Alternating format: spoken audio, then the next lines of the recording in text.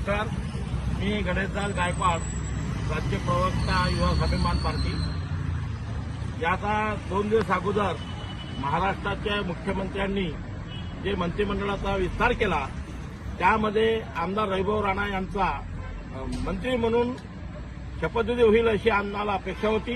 कारण रविभाऊ राणा यांनी अमरावती जिल्ह्यामध्ये महायुतीचे 7 आमदार त्यांनी निवडून आणले, भारतीय जनता पार्टीचे आणि आपल्या महायुतीचे त्यांनी निवडून आणले, त्यामुळे त्यांचा अधिकार होता।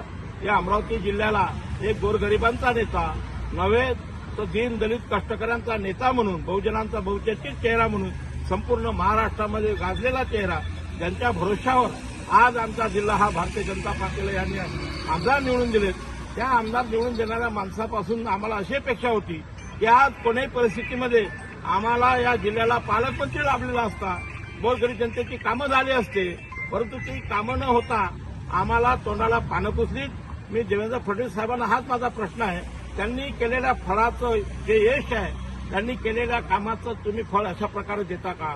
आपण निर्वाण आहात, आपण त्याचा विचार करावा।